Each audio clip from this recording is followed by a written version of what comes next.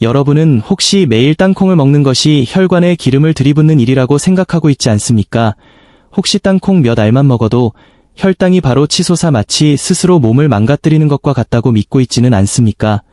그래서 오늘 저는 반드시 이 오해부터 바로잡으려 합니다. 인터넷에 떠도는 근거 없는 건강 이야기들이 땅콩을 마치 당뇨를 악화시키는 위험한 음식처럼 몰아가고 있습니다. 그 결과 지금 많은 어르신들이 식탁이 작은 접시에 담긴 삶은 땅콩만 보아도 독을 보는 것처럼 피하고 있습니다. 젓가락으로 집어보지도 못하고 그대로 지나치는 경우도 많습니다. 대신 매일 싱겁게 삶은 채소만 먹으며 스스로 건강 관리를 하고 있다고 생각합니다. 그런데 그렇게 식사를 조심하면서도 매일 손가락을 찔러 혈당을 재보면 수치는 여전히 높게 나옵니다. 사실 혈당을 불안정하게 만들고 췌장을 지치게 만드는 진짜 원인은 땅콩이 아닙니다. 여러분이 매일 식탁에 올리고 심지어 속을 편하게 해준다고 믿고 있는 그 3가지 음식이야말로 혈당을 무너뜨리는 진짜 문제일 수 있습니다. 이 영상에는 매우 중요한 건강 정보가 담겨 있습니다. 저는 여러분의 부엌 속에 숨어있는 췌장을 망가뜨리는 음식들을 하나도 빠짐없이 찾아내어 말씀드리려고 합니다. 그리고 굶지 않고도 혈당을 안정적으로 관리할 수 있는 하루 식사 원칙도 함께 알려드리겠습니다. 만약 남은 인생을 약과 주사에 의존하며 보내고 싶지 않다면 지금 바로 구독 버튼을 눌러주십시오. 알림 설정도 함께 해두시면 앞으로 올라오는 중요한 건강 정보를 놓치지 않을 수 있습니다. 앞으로 이어질 내용의 한순간 한순간이 여러분의 건강한 미래에 도움이 될 수 있습니다. 먼저 좋아요를 눌러주시면 앞으로도 좋은 정보로 보답하겠습니다. 지금부터 새 인생 이야기 채널에 오신 것을 환영합니다. 이제 더 이상 빙빙 돌려 말하지 않겠습니다. 많은 분들이 아직도 궁금해하시는 그 질문부터 바로 짚어보겠습니다. 과연 땅콩이 당뇨병을 부르는 위험한 음식일까요? 이 의문을 제대로 밝혀내기 위해 해외의 여러 영양학 연구팀과 대사질환 전문가들이 상당히 큰 규모의 연구를 진행했습니다. 그리고 2023년 국제적으로 권위를 인정받는 의학학술지에 매우 중요한 연구 결과가 발표되었습니다. 이 연구는 단순히 몇 명을 대상으로 진행한 가벼운 실험이 아니었습니다. 연구진은 무려 12만 명에 이르는 성인들을 장기간 추적 관찰하면서 그들의 식습관과 건강 상태 변화를 지속적으로 기록했습니다. 매일 무엇을 먹는지, 생활 방식은 어떻게 달라지는지, 그리고 시간이 흐르면서 몸의 대사 상태가 어떻게 변하는지까지 세밀하게 분석했습니다. 그렇게 축적된 데이터를 토대로 나온 결과는 많은 사람들의 예상과는 정반대였습니다. 연구 결과에 따르면 일주일에 5번 정도 한 번에 약 28g 정도의 땅콩을 섭취한 사람들은 땅콩을 두려워해 전혀 먹지 않는 사람들에 비해 당뇨병 발생 위험이 무려 24% 낮게 나타났습니다. 다시 한번 말씀드리겠습니다. 당뇨 위험이 24% 감소했습니다. 이것이 단순한 추정이 아니라 대규모 장기 추적 연구에서 확인된 결과입니다. 그러니 땅콩이 혈당을 망가뜨리는 음식이라는 말은 사실과는 거리가 멉니다. 오히려 적절히 섭취하면 혈당 관리에 도움을 줄 수 있는 식품이라고 볼 수 있습니다. 아마 이 이야기를 들으면서 화면 앞에 계신 많은 분들이 속으로 이런 생각을 하실지도 모르겠습니다. 땅콩은 기름이 많은 음식 아닌가? 기름이 많은데 어떻게 혈당 관리에 도움이 된다는 말인가? 그런 의문을 갖는 것은 당연합니다. 오히려 그런 질문을 한다는 것은 건강에 대한 경각심이 있다는 뜻이기도 합니다. 그러나 바로 그 지점에서 많은 분들이 영양에 대해 가장 큰 오해를 하곤 합니다. 많은 사람들이 음식 속 지방의 양만 보고 판단하지만 실제로 중요한 것은 그 지방의 성질과 질입니다. 양도 중요하지만 무엇보다 중요한 것은 그 지방이 어떤 종류인지입니다. 같은 기름이라도 몸에 해로운 기름이 있고 몸을 돕는 기름도 있습니다. 땅콩이 혈당 관리에 도움이 될 수 있는 이유는 바로 여기에 있습니다. 사실 땅콩 속에는 혈당 대사를 돕는 3가지 중요한 과학적 요소가 숨어 있습니다. 지금부터 그 원리를 하나씩 차근차근 살펴보겠습니다. 마치 양파의 껍질을 한 겹씩 벗기듯이 말입니다. 먼저 가장 많은 분들이 걱정하는 그 부분부터 이야기해 보겠습니다. 바로 지방입니다. 분명 땅콩에는 지방이 풍부하게 들어있습니다. 그러나 중요한 사실은 땅콩에 들어있는 지방의 대부분이 불포화 지방산이라는 점입니다. 전체 지방 가운데 약 80% 이상이 이 불포화 지방산입니다. 쉽게 설명해 보겠습니다. 우리가 흔히 먹는 삼겹살의 기름이나 튀긴 음식 속 기름, 또는 각종 제과류에 들어있는 쇼트닝 같은 지방은 포화 지방이나 트랜스 지방이라고 부릅니다. 이런 지방은 혈관 건강에 좋지 않은 영향을 줄 수 있습니다. 과도하게 섭취하면 혈관벽에 지방이 쌓이고 염증 반응이 생길 수 있습니다. 마치 오랫동안 청소하지 않은 주방 환풍기에 기름때가 쌓이는 것과 비슷한 모습이라고 생각하시면 이해하기 쉽습니다. 그러나 땅콩에 들어있는 불포화 지방산은 그와는 정반대 역할을 합니다. 이 지방은 우리 몸에서 일종의 정리 역할을 하는 영양소로 작용합니다. 몸속에 들어가면 세포 환경을 개선하고 대사 기능을 돕는 역할을 합니다. 특히 중요한 점은 인슐린 민감도를 높이는 데 도움을 줄 수 있다는 것입니다. 인슐린 민감도라는 말을 조금 더 쉽게 설명해 보겠습니다. 인슐린은 혈액 속에 있는 포도당을 세포 안으로 이동시키는 역할을 합니다. 마치 열쇠가 문을 여러 방 안으로 들어가게 하는 것과 비슷합니다. 그런데 인슐린 저항성이 생기면 상황이 달라집니다. 세포의 문이 잘 열리지 않는 상태가 되는 것입니다. 열쇠는 있는데 문이 잘 열리지 않으니 혈액 속 당분이 세포 안으로 들어가지 못하고 혈액 속에 머물게 됩니다. 그러면 혈당 수치가 계속 높게 유지됩니다.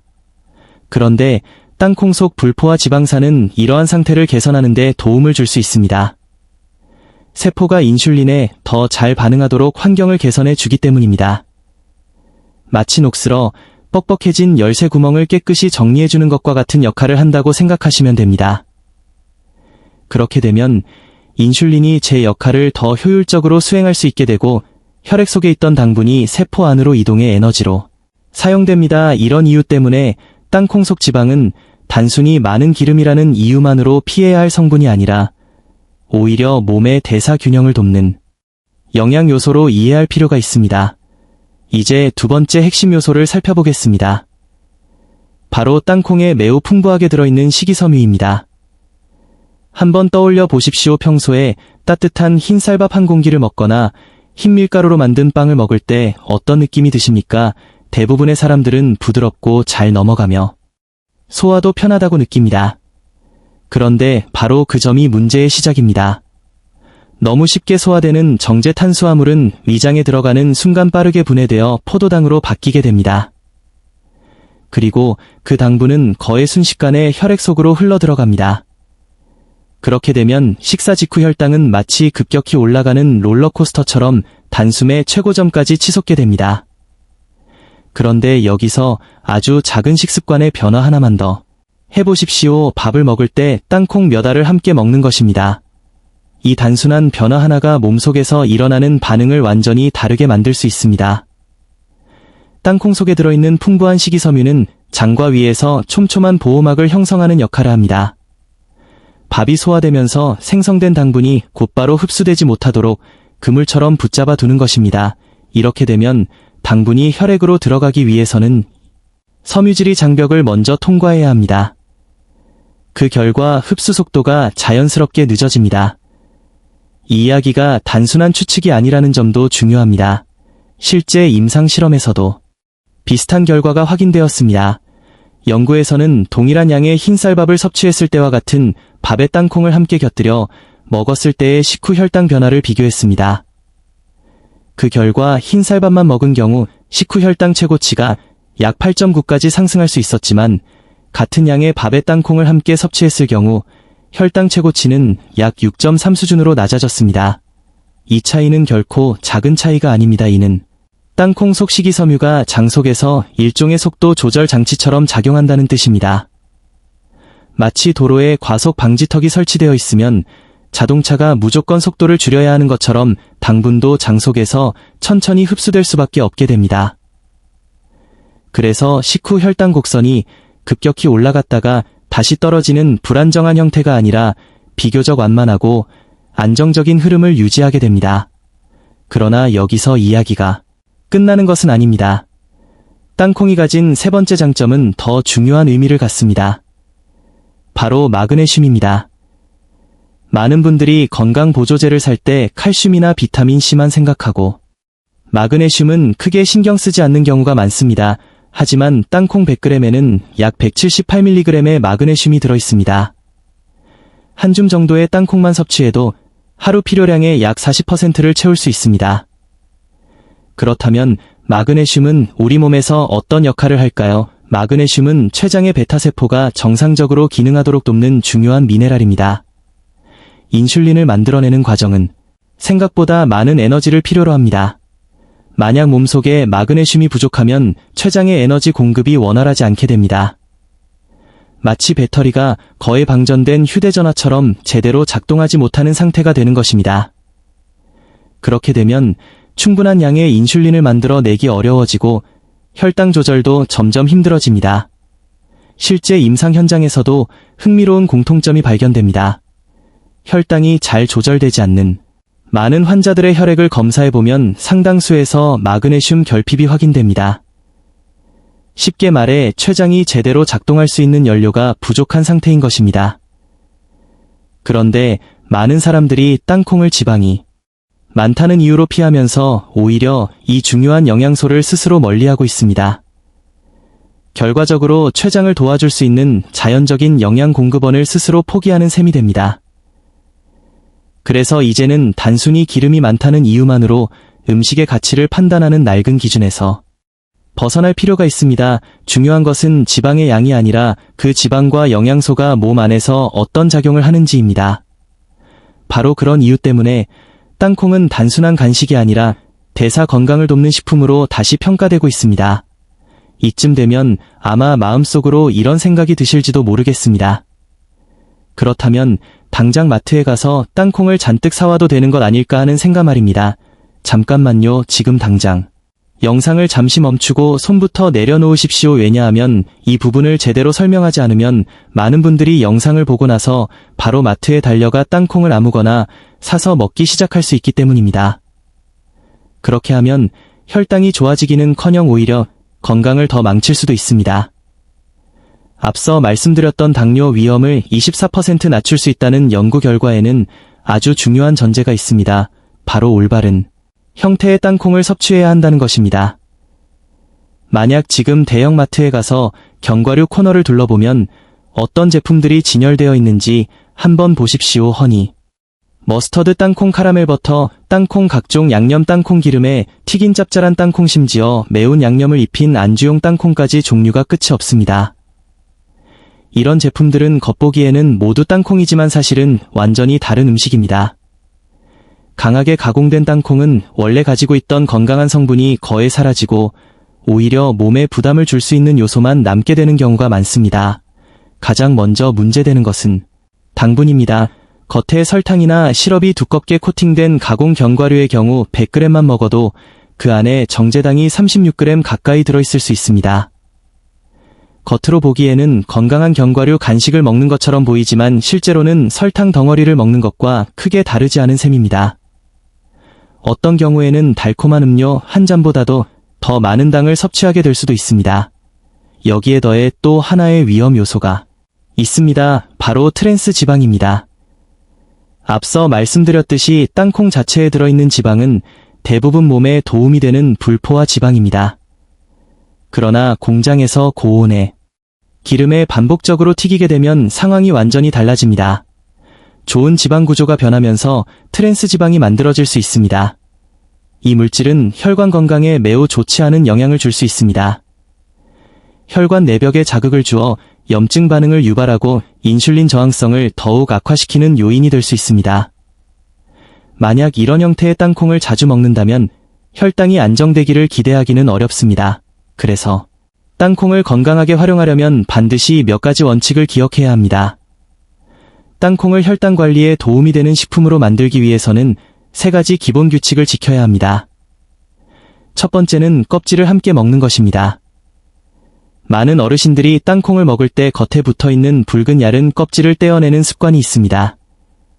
약간 떫은 맛이 난다고 해서 버리는 경우가 많습니다. 그러나 그 얇은 껍질 속에는 매우 중요한 항산화 성분이 들어있습니다.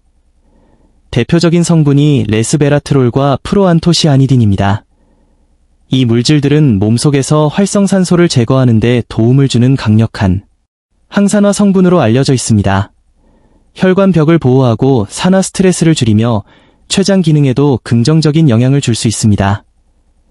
만약 이 껍질을 떼어 버린다면 땅콩의 건강 효과를 절반 이상 스스로 줄이는 셈이 됩니다. 두 번째 원칙은 올바른 음식과 함께 섭취하는 것입니다. 혈당 관리에 도움이 되는 좋은 조합이 있습니다. 예를 들어 아침 식사에서 무가당 땅콩 버터를 통밀빵에 얇게 발라 먹는 방법입니다. 통밀빵은 정제되지 않은 곡물로 식이섬유가 풍부하고 땅콩 버터는 식물성 단백질과 건강한 지방을 제공합니다.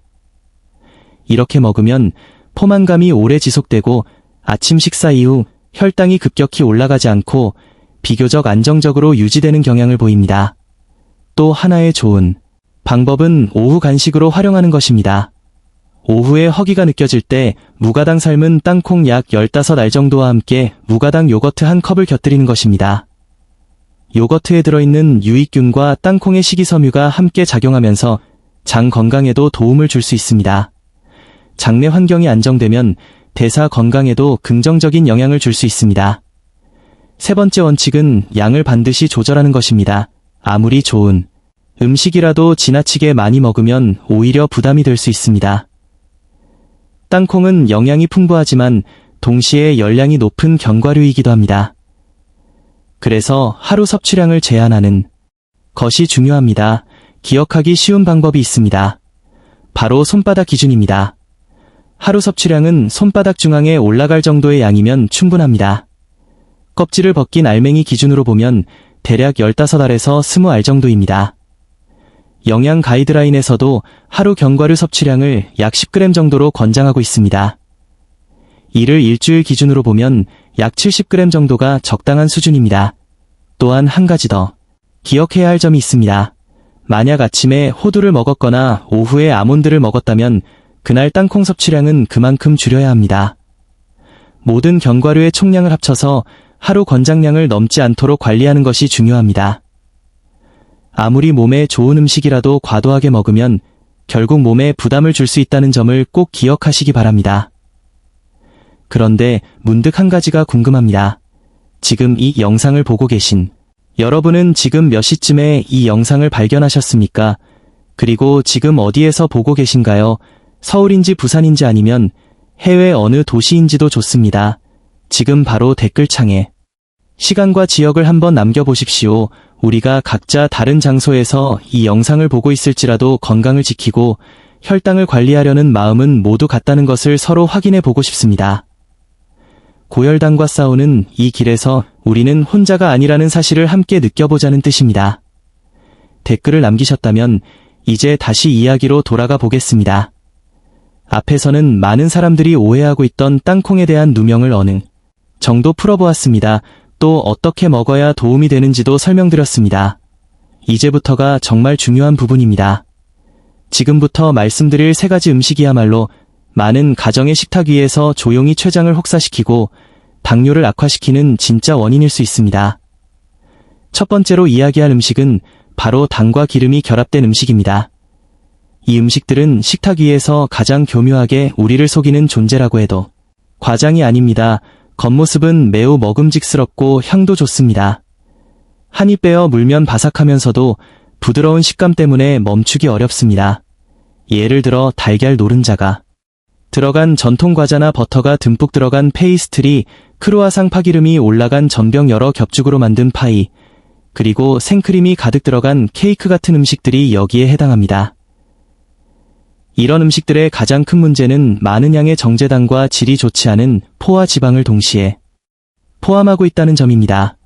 만약 우리가 단순히 약간의 당분만 섭취하거나 또는 지방만 조금 먹었다면 몸의 대사 시스템이 어느 정도는 처리할 수 있습니다. 그러나 당과 기름이 매우 높은 농도로 결합된 상태로 들어오면 상황이 완전히 달라집니다. 그 영향은 단순히 2배가 되는 것이 아니라 훨씬 더 큰 부담으로 작용합니다. 특히 이런 음식은 뇌의 보상 시스템에도 영향을 주어 도파민 분비를 강하게 자극합니다. 그래서 한 개만 먹으려고 했다가 계속 손이 가는 경험을 하게 되는 것입니다. 그런데 이런 음식이 위장으로 들어가면 췌장의 베타세포는 큰 부담을 받게 됩니다. 실제 상황을 하나 상상해 보겠습니다. 어느 오후에 차 한 잔과 함께 약 75g 정도 되는 달걀 과자 하나를 먹었다고 가정해 보겠습니다. 겉보기에는 작은 간식처럼 보이지만 그 안에는 약 15g의 당과 22g 정도의 지방이 들어있을 수 있습니다. 이 정도의 당과 지방을 처리하기 위해 췌장은 상당한 양의 인슐린을 분비해야 합니다. 따라서는 3시간 이상 인슐린 분비가 계속될 수도 있습니다. 게다가 이런 가공된 제과류에는 단맛을 강화하기 위해 고과당 옥수수 시럽이 사용되는 경우도 많습니다. 이 성분은 체내에 들어왔을 때 바로 에너지로 쓰이기보다는 간으로 이동해 지방 형태로 저장되기 쉽습니다. 그 결과 지방간이 형성될 가능성이 높아집니다. 지방간이 생기면 우리 몸의 대사 균형이 흔들리기 시작하고 인슐린 저항성도 점점 심해질 수 있습니다. 이렇게 되면 혈당 조절은 점점 더 어려워지고 정상적인 혈당 상태로 돌아가기가 매우 힘들어질 수 있습니다. 두 번째로 경계해야 할 음식은 많은 어르신들이 오랫동안 건강식이라고 미더운 지나치게 부드러운 정제 탄수화물입니다. 대표적인 예가 바로 아주 묽게 끓인 흰쌀죽입니다. 젓가락으로 집으면 금방 끊어질 정도로 부드럽게 삶은 면이나 물기가 많고 끈적한 흰쌀밥도 여기에 포함됩니다. 아마 이 말을 듣는 순간 무슨 소리냐, 흰죽이야말로 이에 가장 좋다라고 반박하고 싶은 분들도 있을 것입니다. 실제로 많은 분들이 어린 시절부터 아플 때마다 죽을 먹어봤고 부모님과 조부모님 세대도 평생 죽을 먹으며 지내왔기 때문에 그런 믿음이 자연스럽게 자리 잡았습니다. 하지만 잠시만 숨을 고르고 그 이유를 차분히 생각해 보십시오. 우리가 죽을 먹으면 속이 편하다고 느끼는 이유는 매우 단순합니다. 거의 씹지 않아도 되고 이장이 힘을 들이지 않아도 될 만큼 쉽게 소화되기 때문입니다. 그런데 바로 그 너무 쉽게 소화된다는 특징이 혈당 관리 관점에서는 가장 큰 문제입니다. 혈당이 높거나 당뇨를 예방하려는 사람에게 소화가 매우 빠르다는 말은 사실상 혈당이 빠르게 올라간다는 뜻과 크게 다르지 않습니다.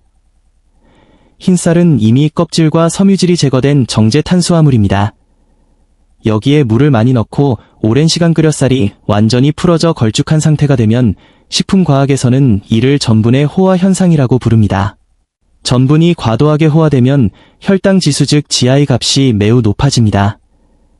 실제로 이런 형태의 죽은 GI 값이 약 89 이상까지 올라갈 수 있다는 보고도 있습니다. 이것이 의미하는 바는 간단합니다. 우리가 따뜻한 흰죽 한 그릇을 마시는 순간 몸의 내분비 시스템 입장에서는 마치 진한 설탕물을 한 컵 들이킨 것과 비슷한 상황이 될 수 있다는 뜻입니다. 액체 상태의 전분이 위와 장으로 들어가면 거의 순식간에 분해되면서 대량의 포도당이 혈액으로 흘러 들어갑니다. 혈당이 급격히 상승하면 몸은 이를 낮추기 위해 급하게 인슐린을 분비합니다. 췌장은 매우 짧은 시간 안에 많은 양의 인슐린을 만들어내야 합니다. 만약 이런 식사를 매일 반복한다면 췌장은 계속 과도한 업무를 떠안게 됩니다.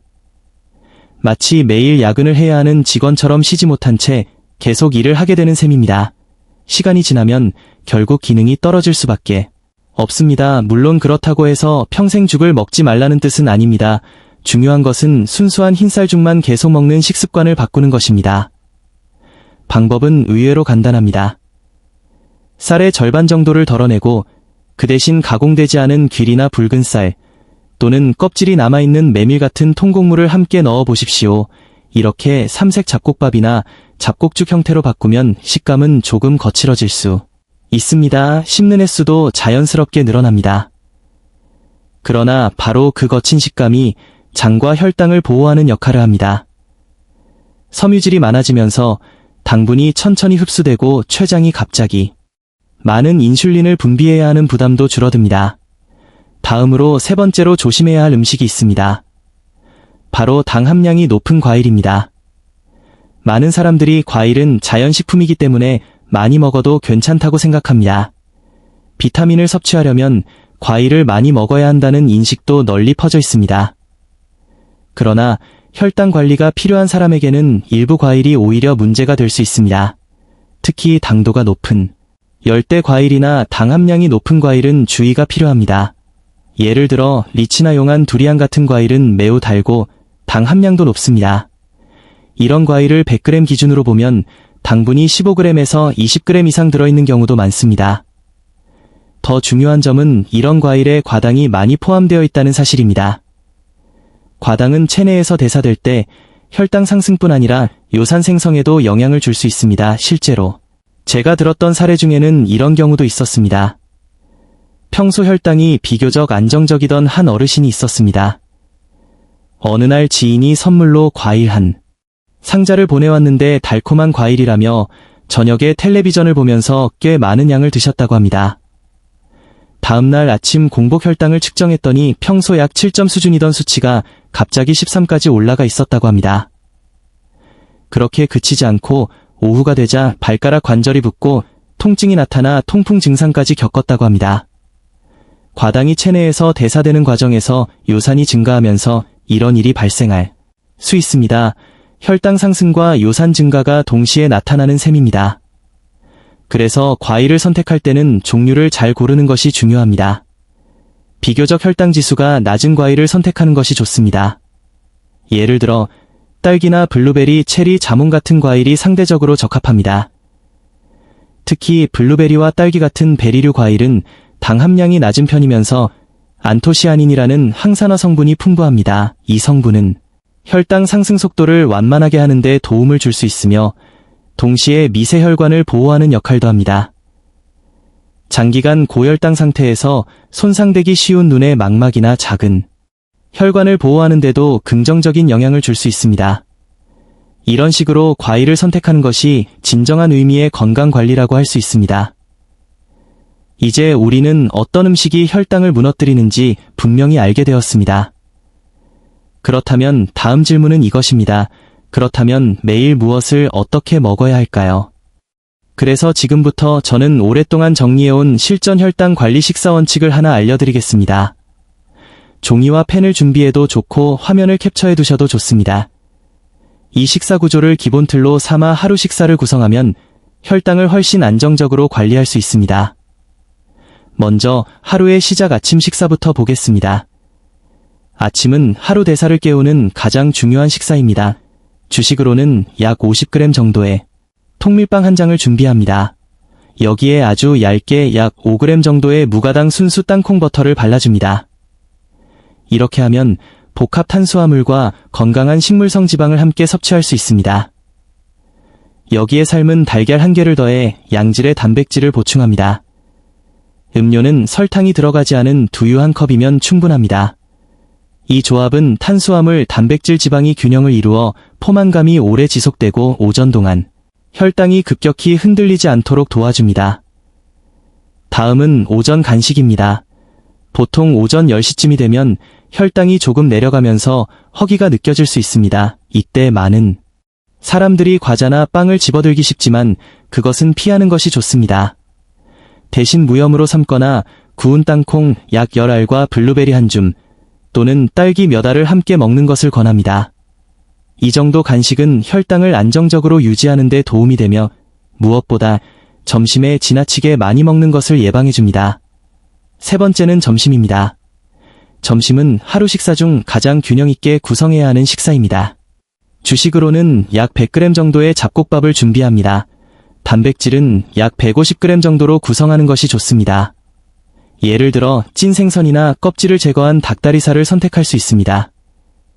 여기에 최소 200g 정도의 녹색 채소를 곁들입니다. 시금치나 청경채 같은 채소를 살짝 데치거나 가볍게 볶아 먹으면 좋습니다. 그리고 매우 중요한 식사 순서가 있습니다. 먼저 채소를 충분히 먹어 이를 채웁니다. 그 다음 단백질 식품을 섭취합니다. 마지막으로 잡곡밥을 먹습니다. 이 순서를 지키면 식후 혈당 상승을 상당히 완만하게 만들 수 있습니다. 네 번째는 오후 간식입니다. 오후 4시 전후는 많은 사람들이 에너지가 떨어지는 시간대입니다. 이때 작은 컵에 무가당 요거트를 준비하고 그 위에 약간의 무경과류를 넣어 먹습니다. 이 간식은 저녁 식사 전에 과도한 허기를 막아주어 저녁 식사량을 자연스럽게 줄이는 데 도움이 됩니다. 마지막으로 저녁 식사입니다. 저녁에는 신진대사가 낮아지기 때문에 가볍고 부담 없는 식사가 좋습니다. 주식은 약 80g 정도의 통곡물면을 먹거나 껍질째 찐 고구마 반개 정도로 대체할 수 있습니다. 단백질은 닭가슴살을 사용하고 브로콜리를 함께 볶아 먹으면 좋습니다. 국물은 두부와 미역을 넣은 맑은 국 정도면 충분합니다. 이렇게 구성된 저녁 식사는 몸에 과도한 부담을 주지 않으면서도 필요한 영양을 제공해줍니다. 식단뿐 아니라 반드시 기억해야 할 3가지 중요한 시간 규칙도 있습니다. 첫 번째 규칙은 아침 식사 시간입니다. 아침 7시에서 9시 사이에는 반드시 식사를 해야 합니다. 만약 이 시간을 넘겨 아침을 건너뛰면 몸은 에너지가 부족한 상황으로 인식합니다. 그러면 점심에 처음 음식을 먹을 때 몸은 에너지를 저장하려고 더욱 강하게 흡수하게 됩니다.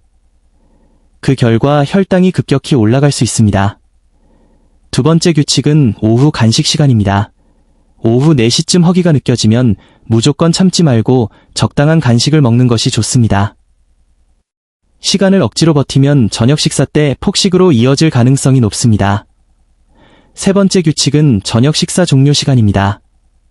저녁은 늦어도 저녁 7시 이전에 마치는 것이 좋습니다. 이렇게 해야 밤 동안 최소 10시간에서 12시간 정도 췌장이 충분히 휴식하고 회복할 수 있습니다. 췌장은 하루 종일 우리 몸의 혈당을 관리하느라 계속 일을 하고 있습니다. 밤늦게 야식을 먹는 습관은 췌장이 쉬어야 할 시간에도 계속 일을 하게 만드는 행동입니다. 그러니 오늘부터라도 췌장에게 밤 시간만큼은 충분한 휴식을 주는 것이 좋겠습니다. 이제 오늘 이야기의 마지막 부분입니다. 오늘 영상에는 꽤 많은 정보가 담겨 있었습니다. 혹시라도 내일이 되면 중요한 내용이 흐릿해질까 봐 영상이 끝나기 전에 가장 핵심적인 포인트를 짧게 다시 정리해 보겠습니다. 첫 번째로 꼭 기억해야 할 점은 땅콩은 당뇨의 해로운 음식이다라는 오래된 오해를 머릿속에서 완전히 지워야 한다는 것입니다. 올바른 방식으로 섭취한 땅콩은 연구 결과에서도 확인된 것처럼 당뇨 위험을 약 24% 낮추는 데 도움을 줄 수 있으며 동시에 혈관 건강에도 긍정적인 영향을 줄 수 있습니다. 하지만 반드시 3가지 원칙을 지켜야 합니다. 첫째, 붉은 껍질을 벗기지 말고 함께 먹어 항산화 성분을 그대로 섭취해야 합니다. 둘째, 하루 섭취량은 손바닥 위에 올릴 수 있는 양, 즉 약 15알에서 20알 정도로 제한해야 합니다. 셋째, 반드시 아무것도 첨가되지 않은 자연 그대로의 땅콩을 선택해야 합니다. 기름에 튀기거나 설탕이나 시럽이 코팅된 제품은 가능하면 피하는 것이 좋습니다. 두 번째로 기억해야 할 것은 식탁 위에 숨어있는 3가지 혈당 상승 요인을 정확히 알아보는 것입니다. 첫 번째는 당과 기름이 동시에 많이 들어있는 가공 음식입니다. 달콤한 빵이나 각종 페이스트리, 케이크 같은 음식들이 여기에 해당합니다. 두 번째는 지나치게 부드럽게 조리된 정제 탄수화물입니다. 예를 들어 묽게 끓인 흰쌀죽이나 너무 부드러운 면류처럼 빠르게 소화되는 음식은 혈당을 급격히 올릴 수 있습니다. 이런 경우에는 잡곡이나 통곡물로 대체하는 것이 훨씬 좋습니다. 세 번째는 당 함량이 높은 과일입니다. 리치나 용한 두리안 같은 과일은 당분이 매우 높기 때문에 주의가 필요합니다. 대신 딸기나 블루베리처럼 혈당 지수가 낮은 과일을 선택하는 것이 더 좋은 방법입니다. 세 번째 핵심은 하루 식사 전체를 균형 있게 구성하는 것입니다. 잡곡과 단백질 채소를 함께 섭취하고 식사할 때는 먼저 채소를 먹고 그 다음 단백질, 마지막으로 탄수화물을 먹는 순서를 지키는 것이 도움이 됩니다. 이렇게 하면 식후 혈당이 급격히 오르내리는 상황을 예방할 수 있습니다. 그리고 마지막으로 꼭 드리고 싶은 말이 있습니다. 당뇨병 자체보다 더 무서운 것은 잘못된 정보와 오해입니다. 인터넷에 떠도는 확인되지 않은 이야기 때문에 불필요하게 두려워하거나 극단적인 식습관을 선택하는 것은 오히려 건강에 도움이 되지 않을 수 있습니다. 진짜 중요한 것은 과학적으로 검증된 정보와 꾸준한 생활 습관입니다. 매 끼니를 조금 더 신중하게 선택하고 작은 식습관을 꾸준히 지켜나가는 것이 결국 건강을 지키는 가장 확실한 방법입니다. 만약 오늘 영상이 여러분에게 조금이라도 도움이 되었거나 건강에 대해 다시 생각해보는 계기가 되었다면 좋아요 버튼을 한번 눌러주시기 바랍니다. 그리고 이 영상 링크를 가족이나 친구들에게도 공유해 주시면 좋겠습니다. 특히 혈당 관리 때문에 식사에 어려움을 겪고 있는 부모님이나 주변 어르신들에게 도움이 될 수 있습니다. 더 많은 사람들이 잘못된 정보에서 벗어나 건강한 식습관을 찾을 수 있다면 그 자체로 큰 의미가 있을 것입니다. 오늘 이야기는 여기까지입니다. 지금 잠시 시간을 내어 여러분의 부엌을 한번 살펴보십시오. 혹시 오늘 이야기했던 위험한 음식들이 식탁 위에 올라와 있지는 않은지 확인해 보시기 바랍니다. 다음 영상에서 다시 인사드리겠습니다. 구독 마시기.